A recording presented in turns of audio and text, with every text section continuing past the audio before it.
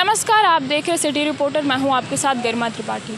दिल्ली में लगातार हो रही बारिश के बाद जगह जगह जल भराव हो गया है, जिससे आम जिंदगियां काफ़ी प्रभावित हो रही हैं। जल भराव के कारण दिल्ली में ट्रैफिक की समस्याएं भी काफ़ी बढ़ गई हैं। लोगों को घंटों घंटों तक जाम में रहना पड़ रहा है। यमुना, जिसका जल स्तर हथनी कुंड से पानी छोड़े जाने के बाद 207 मीटर तक पहुंच गया था। 2 दिनों से बारिश नहीं होने के कारण अभी जल स्तर कम हुआ है, लेकिन अभी भी आसपास के इलाकों में पानी भरा हुआ है और लोगों को उनके घरों में रहने की अभी तक अनुमति नहीं दी गई है। सरकार का कहना है कि जब तक यमुना का जलस्तर खतरे के निशान से नीचे नहीं पहुंच जाता, यानी खतरा पूरी तरह से टल नहीं जाता, लोगों को उनके घरों में या उस इलाके में आसपास नहीं जाने दिया जाएगा। सरकार रेस्क्यू कर उन्हें सुरक्षित स्थानों पर पहुँचा रही है। उनके खाने पीने और मेडिकल का भी पूर्ण रूप से ध्यान दे रही है। सरकार द्वारा यमुना पर बने उस लोहे के पुल को भी अभी तक शुरू नहीं किया गया है, जिसे तत्काल प्रभाव के कारण बंद किया गया था। IMD की रिपोर्ट के अनुसार 7 सितंबर तक दिल्ली में अभी भी रेड अलर्ट जारी है और पूरे सितंबर माह में येलो अलर्ट जारी है। यमुना के आसपास बने गौशालों में भी पानी भर जाने के कारण गायों को हाईवे किनारे अभी फ़िलहाल रखा गया है। गौशाले में काम कर रहे लोगों का कहना है कि अभी गायों के खाने पीने का ध्यान ये स्वयं रख रहे हैं, लेकिन सरकार से भी इन्हें मदद की उम्मीद है। उनका कहना है कि सरकार द्वारा अभी तक किसी भी तरह की मदद नहीं की गई है, लेकिन वह चाहते हैं कि सरकार उनकी भी बातें सुने। पक्ष का कहना है कि दिल्ली सरकार सिर्फ दिखावा कर रही है, बीजेपी सिर्फ दिखावा कर रही है। वो लोगों से जाके मिले, उनकी परेशानियों को समझे, तभी कुछ आगे हल निकल सकता है। वहीं दिल्ली की मुख्यमंत्री रेखा गुप्ता का कहना है कि बीजेपी के MLA और सांसद सभी रोड पर है, सभी लोगों से जा के मिल रहे हैं, उन्हें रेस्क्यू करने का काम कर रहे हैं, उनकी परेशानियों को सुन रहे हैं, उनकी ज़रूरत की चीज़ें उपलब्ध कराने का काम कर रहे हैं। वीडियो जर्नलिस्ट साजिद के साथ मैं गरिमा त्रिपाठी, दिल्ली।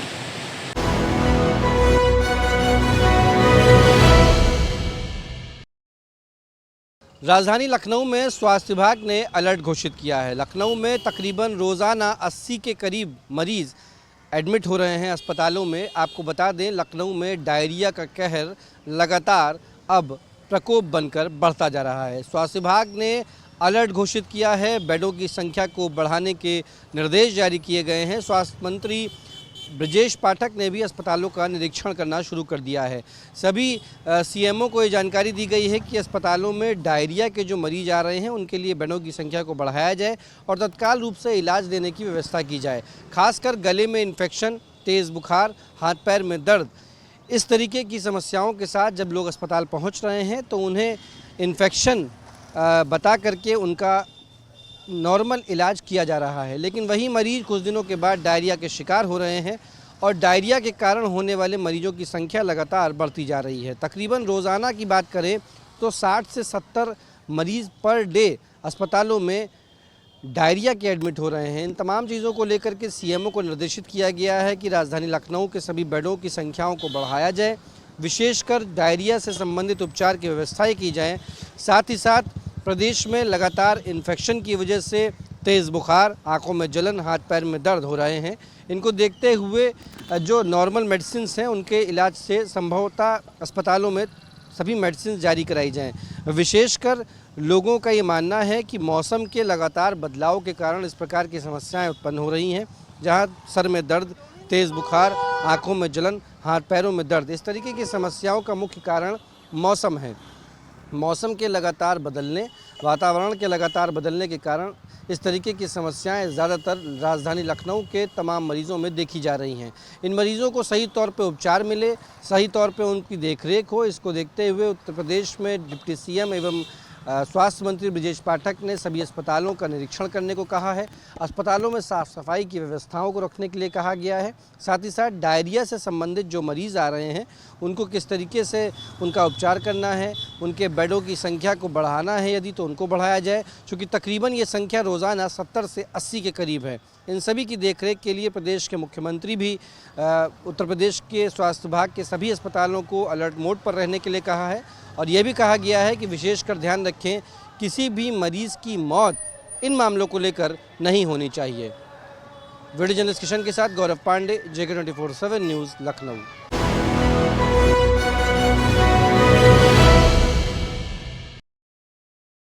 लखनऊ के थाना गुड़म्बा के बेहटा गांव में पिछले दिनों हुए पटाखा फैक्ट्री में विस्फोट से कई लोगों की जान चली गई थी। आनन फानन में पुलिस वहां पे पहुंच करके उसकी जांच करती है। जांच करके कई लोगों के खिलाफ मुकदमा दर्ज करती है और उसके बाद धीरे धीरे उनकी अरेस्टिंग करना शुरू कर देती है।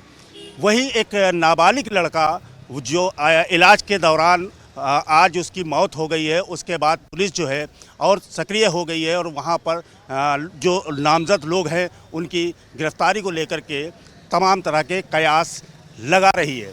ये कोई पहला मामला नहीं है। लखनऊ के न जाने कई थाना क्षेत्र में इस तरह की घटनाएं पूर्व में हो चुकी हैं। उन घटनाओं को रोकने के लिए शासन कुछ भी नहीं करता है। जब हो जाती है घटना तो उसके बाद वो अपने FIR दर्ज करके जो लोग होते हैं उन लोगों के खिलाफ अरेस्ट वारंट जारी करती है और उसके बाद उनको सलाखों के पीछे भेजती है।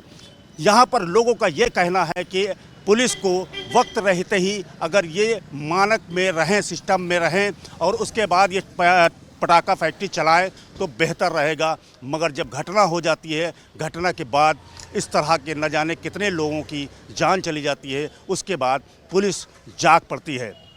यहीं बेहटा थाना क्षेत्र में इससे पहले भी इस तरह की घटना लोगों के सामने आ चुकी है। वहीं आज उसको लेकर के भी लोग बयान कर रहे हैं। यहीं लखनऊ से सटा हुआ कानपुर का एक मुहान क्षेत्र है, वहाँ भी पिछले कई साल पहले इस तरह की घटना हुई थी और 17 लोगों की उसमें जान चली गई थी। कैमरामैन जुबैर के साथ अशुल सिद्दीकी, JK24 लखनऊ।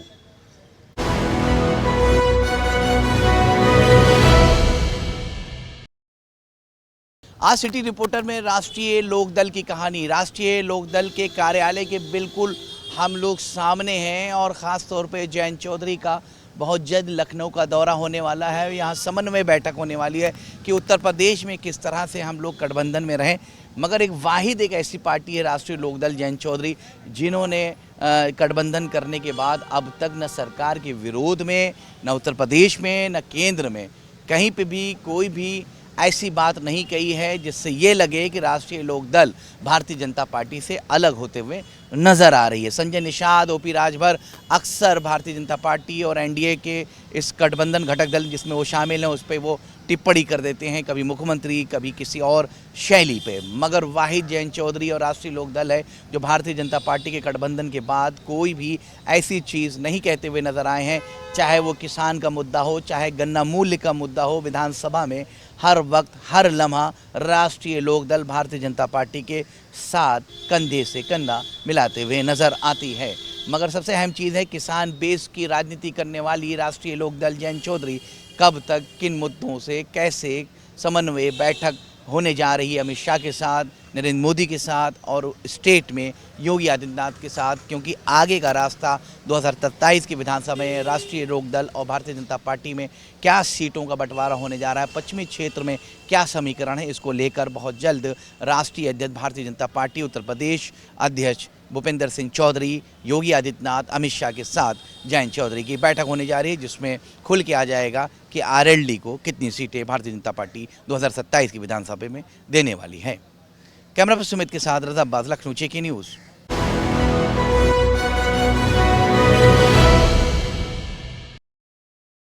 बसपा प्रमुख मायावती कभी पंचायत चुनाव से कोसों दूर रहती थी, लेकिन लगातार जिस तरह से पार्टी का जो वजूद है, आप कह सकते हैं, उसको बचाने के लिए कहीं न कहीं बसपा प्रमुख मायावती ने एक निर्णय लिया है कि जो आने वाले समय में पंचायत चुनाव होंगे उसमें बसपा सिंबल से अपने तमाम प्रधान और जिला पंचायत सदस्य को प्रत्याशी बनाएगी और खोई हुई अपनी ताकत को वापस लाना चाहती है। और शायद यही वजह है कि आप देखिए कि जब बसपा प्रमुख कभी भी पंचायत चुनाव में बहुत दिलचस्प नहीं रखती थी, लेकिन लगातार कहीं ना कहीं पार्टी के जनाधार कम हुए हैं और शायद खोए हुए जनाधार को पाने के लिए बसपा प्रमुख ने ये बड़ी बात रखी है कि जो पंचायत चुनाव हैं उसमें तमाम पार्टी के सिंबल पर कार्यकर्ताओं को चुनाव लड़ाया जाएगा।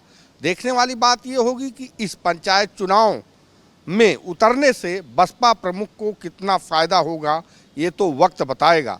लेकिन लगातार जिस तरह से बसपा प्रमुख की जो जनाधार वोट हैं या आम जनमानस का जो एक सपोर्ट था वो सपोर्ट कम हुआ है और शायद यही वजह है कि फिर से बसपा प्रमुख कहीं न कहीं छोटे चुनाव से अपने प्रत्याशियों को मैदान में उतारकर पार्टी के जनाधार को बढ़ाने की कोशिश की जा रही है।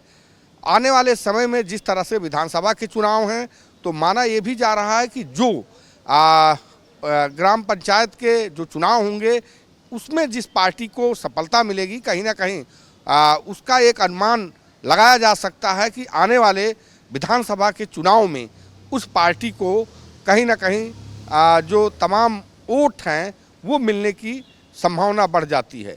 लेकिन अब ये तो वक्त तय हो पाएगा और बता पाएगा कि कितना कुछ इस पंचायत चुनाव में बसपा प्रमुख के पार्टी के प्रत्याशी जीत कर आएंगे और आने वाले समय में जो 2027 का विधानसभा का चुनाव है कितना कुछ बसपा प्रमुख को फायदा होगा ये तो वक्त बताएगा। कैमरामैन सुमित के साथ उमेश मिश्रा, JK 24x7 लखनऊ।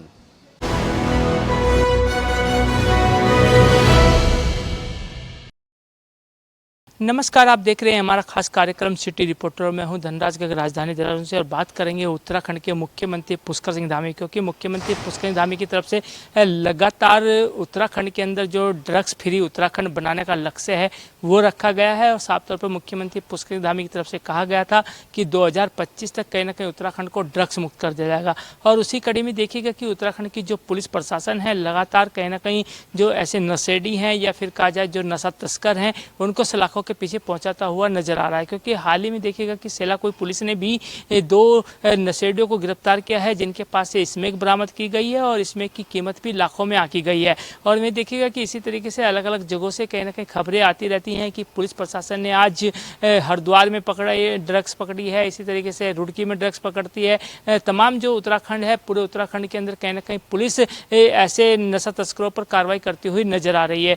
और वहीं मुख्यमंत्री पुष्कर सिंह धामी के साफ तौर पर निर्देश हैं कि उत्तराखंड को 2025 दिसंबर तक कहीं ना कहीं नशा मुक्त बनाना है, उसको लेकर लगातार कार्रवाई की जाए। और लगातार देखा भी जा रहा है कि जो पुलिस प्रशासन है वो नशा मुक्त करने का काम कर रहा है। और इतना ही नहीं बल्कि स्कूलों कॉलेजों में जागरूकता अभियान भी पुलिस प्रशासन के द्वारा चलाया जा रहा है। लगातार जो पुलिस की टीमें हैं वो स्कूलों में जाकर कॉलेजों में जाकर कहीं ना कहीं छात्र छात्राओं को समझाने की कोशिश कर रहे हैं कि वो ड्रग्स से दूर रहें, क्योंकि ड्रग्स कहीं ना कहीं एक नाश करने वाला है। और इस तरीके से देखा जाए कि तमाम जो ऐसे पुलिस अधिकारी हैं तमाम कॉलेजों में जाते हैं और युवाओं को इस नशे से बचाया जा सके उसको लेकर लगातार प्रयास करते हुए नजर आ रहे हैं। लेकिन अब देखने वाली बात होगी कि क्या युवा इस नशे से दूर रह पाएगा या नहीं रह पाएगा, क्योंकि लगातार देखा जाता है कि जो नशे के सौदागर हैं वो लगातार युवाओं को नशे में धकेलने का काम करते हैं और लगातार कहीं ना कहीं अन्य राज्यों से लाकर ड्रग्स उत्तराखंड के अंदर युवाओं को सप्लाई करते हैं। ऐसे नशा तस्करों पर भी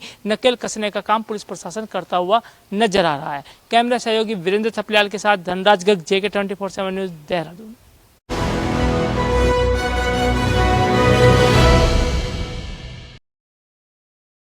नमस्कार, स्वागत है आपका हमारे विशेष प्रोग्राम सिटी रिपोर्टर में। और देहरादून से मैं संचित शर्मा आपके सामने एक बड़ी खबर को लेकर के और बात करेंगे हरिद्वार में हर की पैड़ी को लेकर के। हर की पैड़ी को लेकर के अब व्यवस्थाओं में थोड़े बदलाव होने जा रहे हैं।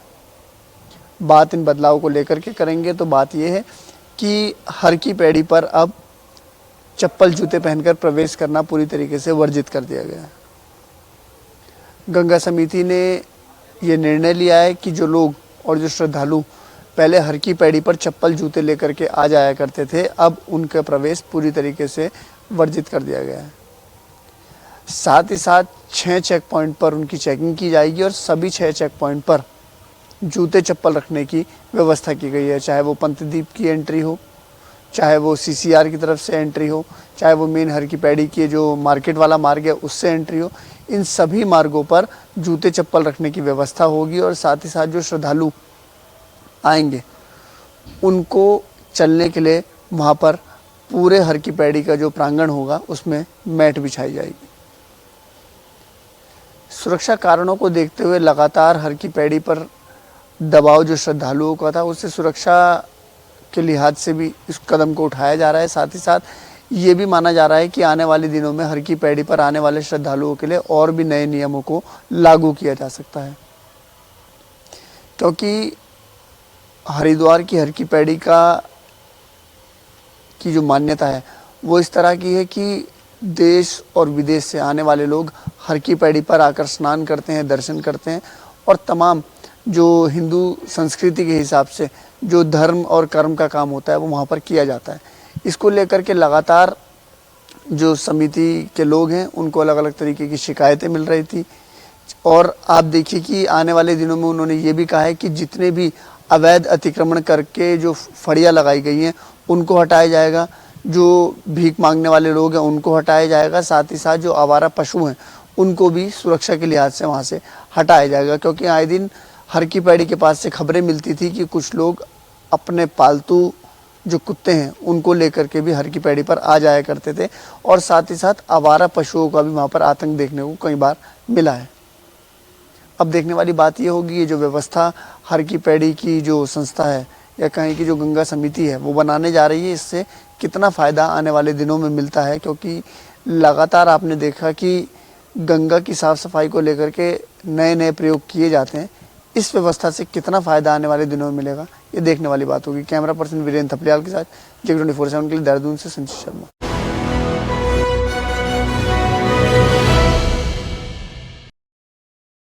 आप देख रहे हैं सिटी रिपोर्टर, मैं हूं मनीष कुमार।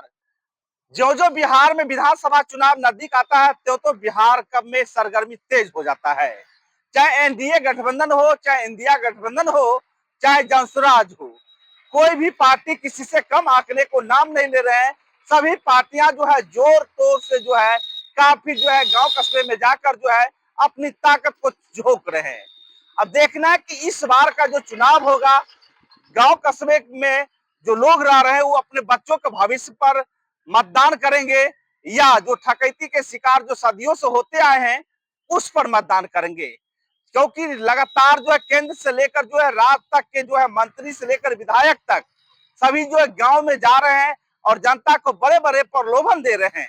इसी कड़ी में देखा गया है कि जो नेता प्रतिपक्ष है तेजस्वी यादव वह जो है मुख्यमंत्री जो बिहार के हैं नीतीश कुमार उन पर कटाक्ष कर रहे हैं।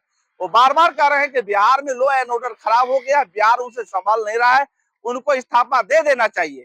अभी तक एनडीए गठबंधन में सीट शेयरिंग को लेकर घमासान मचा हुआ है, सीट शेयरिंग नहीं हुआ है। जबकि चिराग पासवान इससे पूर्वतः पहले ही बता चुका था कि मैं बिहार के 243 चुनाव विधानसभा क्षेत्र में मैं चुनाव लड़ूंगा।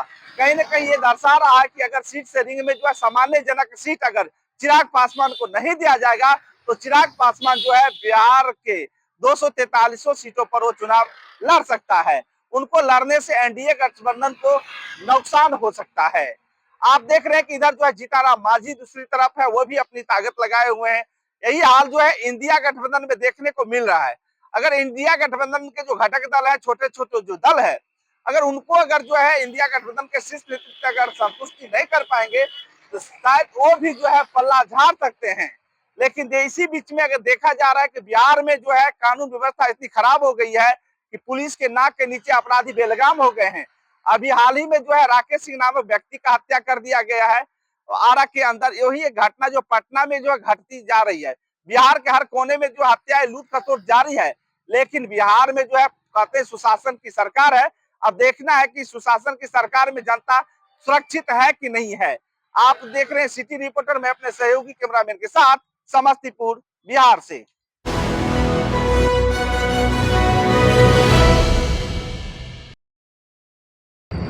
नमस्कार, आप देख रहे हैं सिटी रिपोर्टर, मेरे साथ मैं हूं संदीप गोयल।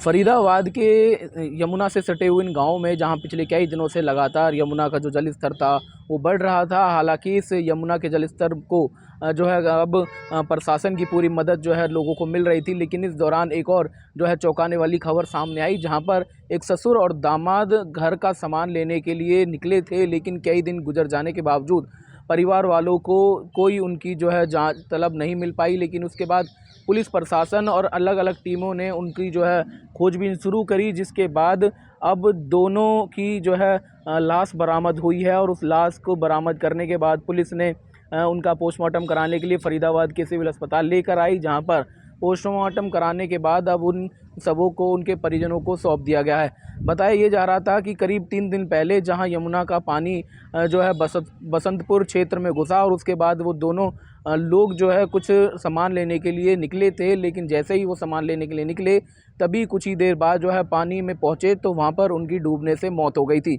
हालांकि ये जांच का विषय है कि आखिर कैसे जो है इतना ज़्यादा पानी में वो कैसे पहुंचे और कैसे जो है ये सारी चीज़ें घटित हुई। हालांकि अब पुलिस ने जो है दोनों सबों को पोस्टमार्टम कराने के बाद परिवार वालों को सौंप दिया है, तो वहीं इस मामले की जांच आगे की जा रही है। लेकिन वहीं एक और मामला जो सामने आया था उसमें करीब 11 साल के बच्चे के भी जो है अधिक पानी आने के बाद वो पानी में डूबने से मौत हो गई और उसके बाद एक और जो बॉडी थी वो भी वहाँ पर देखने को मिली। यानी कि जिस तरह से यमुना में पानी बढ़ा और उसके बाद कुछ गाँव और कुछ कॉलोनियों में पानी पहुँचा, उसके बाद जिस तरह की घटनाएं सामने आई है वो काफ़ी दिल दहला देने वाली है। हालांकि अब जिन बच्चे की मौत हुई थी उसके परिजनों को हरियाणा के कैबिनेट मंत्री राजेश नागर की ओर से मदद देने की बात कही गई थी, जिसमें करीब 4 लाख रुपए मुआवजे के तौर पर देने की बात कही गई थी, जिसमें आज परिवार को जो है चेक सौंपकर आर्थिक सहायता दी गई है। सहयोगी राकेश के साथ संदीप गोयल, जो 24/7 न्यूज़, फरीदाबाद।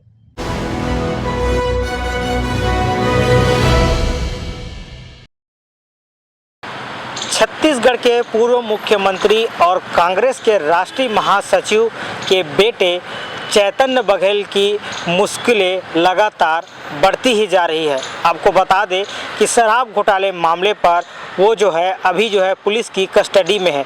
आज इस पूरे मामले को लेकर के ईडी के कोर्ट में जो है वीडियो कॉन्फ्रेंसिंग के बाद जो है उन्हें जो है आज पेश किया गया।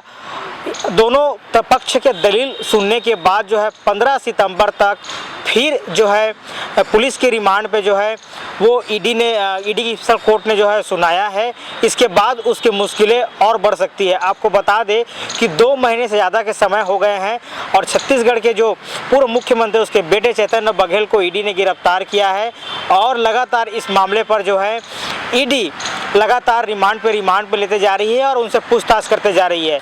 आपको बता दें कि ईडी का आरोप है कि चैतन्य बघेल ने जो है लगभग 1600 ज़्यादा करोड़ रुपए जो है उन्होंने हेरा फेरी की है। इसके साथ ही शराब घोटाले मामले पर 1000 करोड़ से ज़्यादा का हेरा फेरी का आरोप लगा है।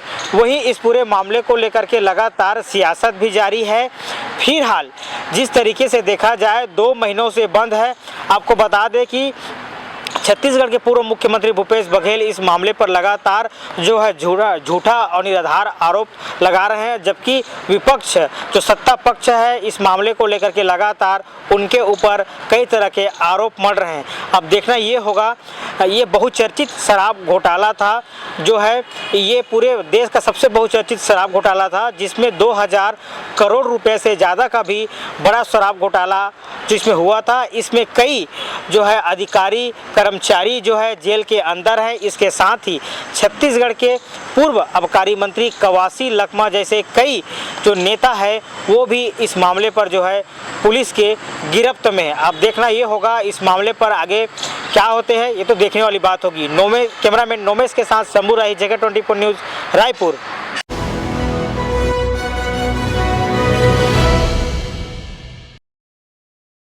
नमस्कार, आप देख रहे हैं हमारा खास कार्यक्रम सिटी रिपोर्टर। मैं हूं जितेंद्र सिंह, उत्तर प्रदेश के बात करेंगे संबल में सबसे बड़ी खबर की। आपको बता दें जिस तरह से गणेश विसर्जन को लेकर संबल में प्रशासन ने बेहद मजबूत व्यवस्था की है जिससे श्रद्धालुओं को कोई दिक्कत ना हो। मैं आपको बता दूं जिस तरह से यहाँ पर बैरिकेडिंग लगा करके यहाँ पार्किंग बनाई गई जिससे कि लोग वहाँ पर राजघाट पहुँचकर भीड़ ना हो।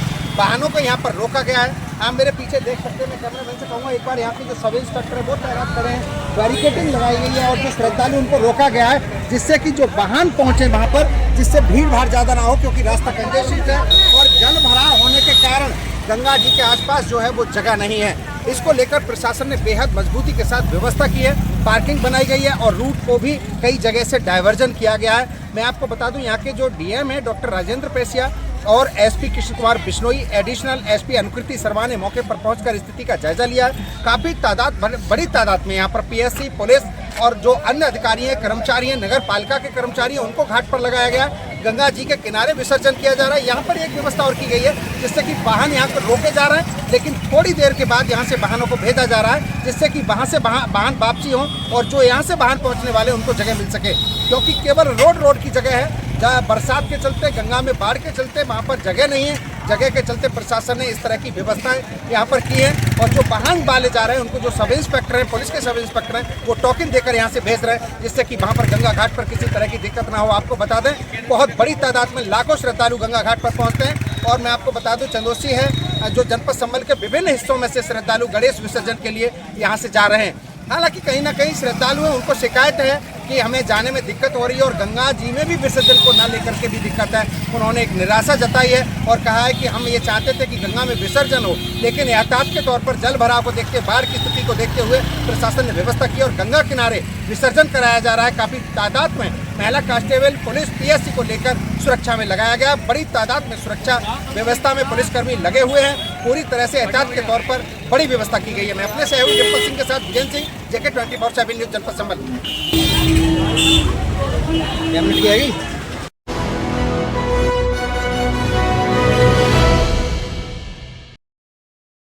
नमस्कार, आप देख रहे हैं JK 24/7 न्यूज का खास कार्यक्रम सिटी रिपोर्टर। मैं हूं आपके साथ इरशाद अहमद। गणेश उत्सव की रौनक से इस समय पूरा मुंबई शहर सराबोर है। बप्पा के जयकारों से लेकर भक्तों की भीड़ तक हर जगह गणेश भक्ति का माहौल देखने को मिल रहा था। लेकिन इसी भीड़ भाड़ और त्योहारों के दौरान किसी भी अनहोनी को रोकने के लिए मुंबई पुलिस ने सुरक्षा व्यवस्था और कड़ी कर दी है। त्योहारी सीजन में सुरक्षा के मद्देनजर मुंबई पुलिस ने बड़ा कदम उठाया है। 6 सितंबर आज से लेकर 5 अक्टूबर तक यानी पूरे 30 दिनों के लिए ड्रोन, पैराग्लाइडर, गुब्बारे और किसी भी तरह की उड़ने वाली वस्तुओं पर पूरी तरह प्रतिबंध लगा दिया गया है। गणपति विसर्जन के दौरान लाखों की संख्या में भक्त सड़कों पर उतरते हैं। इसी भीड़ को देखते हुए पुलिस ने ये फैसला लिया कि ताकि किसी भी तरह की सुरक्षा चूक ना हो। मुंबई पुलिस की ओर से जारी आदेश के मुताबिक ये प्रतिबंध भारतीय नागरिक सुरक्षा संहिता 2023 की धारा 163 के तहत लागू किया गया है। नियमों का उल्लंघन करने वालों पर सख्त कार्रवाई होगी। वहीं जुर्माने से लेकर गिरफ्तारी तक की व्यवस्था भी की गई है। ये आदेश प्रतिदिन रात 12:01 से अगले दिन रात 12 बजे तक लागू रहेगा। हालांकि पुलिस की ओर से की जाने वाली हवाई निगरानी या उपायुक्त संचालक से पूर्व अनुमति प्राप्त गतिविधियों को इस आदेश से छूट दी गई है। मुंबई इस समय गणेश उत्सव की धूम में डूबा हुआ है। लाल बाग का राजा के दर्शन के लिए रोजाना हजारों की संख्या में भक्त पहुंच रहे हैं। इनमें आम लोगों के साथ साथ फिल्मी सितारे और VIP हस्तियां भी शामिल हैं। ऐसे में मुंबई पुलिस ने सुरक्षा व्यवस्था को और पुख्ता कर दिया है ताकि बप्पा के दर्शन निश्चिंत होकर कर सके। कैमरा पर्सन बाकिर अंसारी के साथ मैं इरशाद अहमद, JK 24/7 न्यूज, मुंबई।